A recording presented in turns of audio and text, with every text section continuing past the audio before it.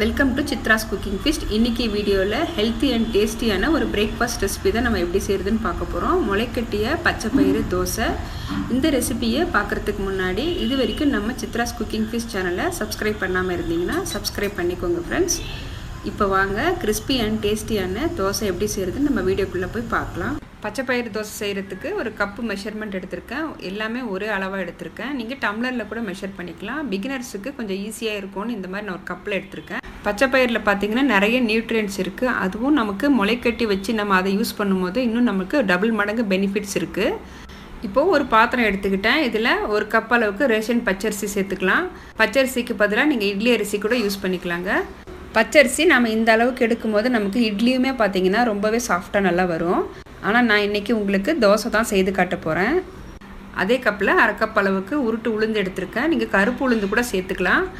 1 teaspoon அளவுக்கு வெந்தயம் சேர்த்துக்கிறேன். தண்ணி விட்டு 2 to 3 தடவை நல்லா அலசி எடுத்துக்கலாம். இப்போ நல்லா வாஷ் பண்ணி எடுத்தாச்சு. அரிசியில் நல்ல தண்ணி சேர்த்துட்டு ஒரு 4 மணி நேரம் ஊற வச்சுக்கலாங்க.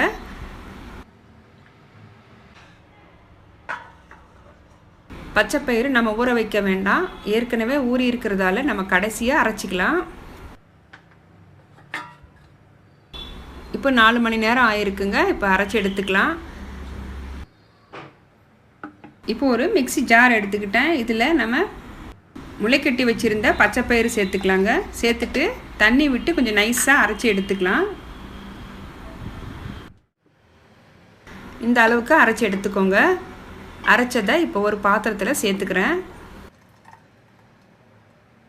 அடுத்தது நம்ம அரிசி அரைச்சிக்கலாம். நீங்கள் கிரைண்டரில் கூட அரைச்சிக்கலாங்க. அரிசியை நான் 2 ட்ரிப்பாக அரைச்சி எடுத்துக்கிறேன்.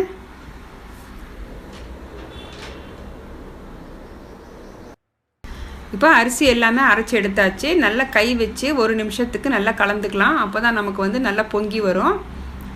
அரிசியும் உளுந்தும் நான் காலையில் ஒரு 7 மணி போல் ஊற வச்சுருந்தேன். 10 மணிக்கு நான் அரைச்சிக்கிட்டேன். நம்ம ஈவினிங் தோசை செய்கிறதுக்கு கரெக்டாக இருக்கும். க்ளோஸ் பண்ணி வைக்கலாம். நல்லா புளிக்கட்டும். நம்ம ஈவினிங் பார்க்கலாம். மாவு பாருங்கள் எந்த அளவுக்கு சூப்பராக நமக்கு பொங்கி வந்திருக்கு. கரண்டில் எடுக்கும்போது நமக்கு வெயிட்லெஸ்ஸாக இருக்குது பாருங்கள். எந்த அளவுக்கு நமக்கு உள்ளே அந்த ஏர் போயிருக்கு. இந்த மாவில் நமக்கு இட்லி சுட்டாலுமே சூப்பராக வரும். ஆப்பம் பணிகாரம் எல்லாமே செய்யலாங்க. தேவையான அளவுக்கு உப்பு சேர்த்துட்டு 1/4 டம்ளர் அளவுக்கு தண்ணி சேர்த்துக்கிறேன். அதிகமாக தண்ணி சேர்க்க வேண்டாம். ஒரு 1/4 டம்ளர் சேர்த்துட்டு நல்லா ஒரு தடவை கலந்துக்கோங்க. மாவு இப்போ கரெக்டான கன்சிஸ்டன்சியில் இருக்குது. மாவு உங்களுக்கு எந்த அளவுக்கு தேவையோ அந்த அளவுக்கு மட்டும் எடுத்துக்கோங்க. மிச்சத்தை நீங்கள் ஃப்ரிட்ஜுக்குள்ளே வச்சுருங்க. இப்போ வெயில் காலன்றதால ரொம்ப சீக்கிரமாகவே புளிச்சிரும். இப்போது தோசைக்கு சைட் டிஷ்ஷாக நான் ஒரு சட்னி செய்ய போகிறேங்க. ரொம்ப குயிக்காக செஞ்சிடலாம். ரொம்ப டேஸ்ட்டாக இருக்கும். ஒரு ஃப்ரை பேன் வச்சுருக்கேன். இதில் 1 டேபிள் ஸ்பூன் அளவுக்கு எண்ணெய் சேர்த்துக்கிட்டேன்.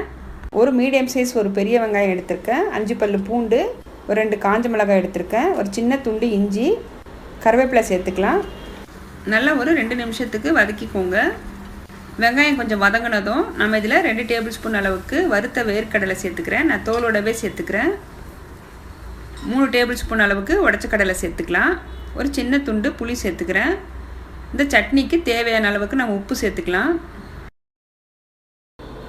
ஒரு கைப்பிடி அளவுக்கு புதினா கொத்தமல்லி நான் அலசி வச்சுருக்கேங்க. இப்போ இது சேர்த்துக்கிறேன். இந்த சட்னிக்கு நம்ம தேங்காய் சேர்க்க வேண்டாம். தேங்காய் சேர்க்காமலே நமக்கு சட்னி பார்த்திங்கன்னா ரொம்பவே டேஸ்ட்டாக இருக்கும். புதினா கொத்தமல்லி கொஞ்சம் லைட்டாக வதங்கட்டும். வதங்கினதும் ஆற வச்சு நம்ம மிக்ஸி ஜாரில் சேர்த்துட்டு நைஸாக அரைச்சி எடுத்துக்கலாம்.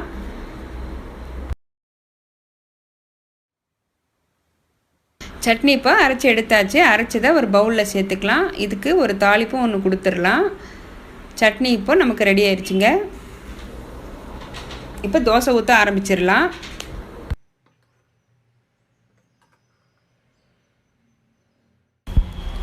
இப்போது ஒரு தோசை கல் வச்சுருக்கேன். கல் சூடானதும் லைட்டாக தண்ணி தெளிச்சிட்டு தொடச்சிட்டு நம்ம தோசை ஊற்ற ஆரம்பிச்சிடலாம்.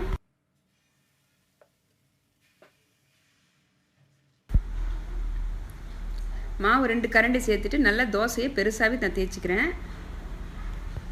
1 டீஸ்பூன் அளவுக்கு நெய் சேர்த்துக்கலாங்க.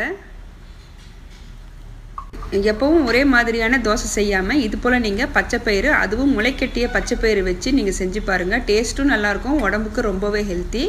நல்லா மொறு மொறுன்னு வந்திருக்கு பாருங்கள் தோசை. இதே போல் நான் உங்களுக்கு இன்னொரு தோசையும் ஊற்றி காட்டுறேன் பாருங்கள்.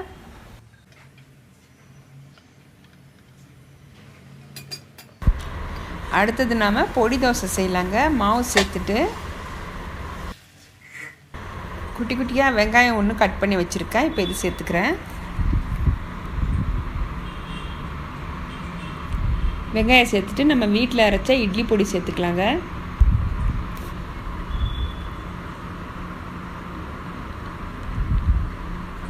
மேலே கொஞ்சம் நெய் சேர்த்துக்கிறேன். நீங்கள் இதில் கேரட் துருவல் கூட சேர்த்துக்கலாம். இப்போது சூப்பராக மொறுமொறுன்னு பொடி தோசையும் நம்ம ரெடி பண்ணியாச்சு. நம்ம சேனலில் நிறைய ஹெல்த்தி பிரேக்ஃபாஸ்ட் ரெசிபி நான் செய்து காட்டியிருக்கேன். வெண்பூசணிக்காய் வச்சு பஞ்சு போல் இட்லியும் சாஃப்டான தோசையும் எப்படி செய்கிறதுன்னு செய்து காட்டியிருக்கேன். அப்புறம் சோளம் இட்லியும் தோசையும் செய்து காட்டியிருக்கேன். ரொம்ப சூப்பராக வந்திருக்கு. நீங்கள் அதே போல் செய்து பாருங்கள்.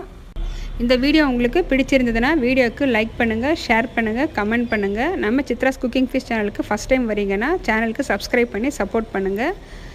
தேங்க்யூ ஃபார் வாட்சிங்.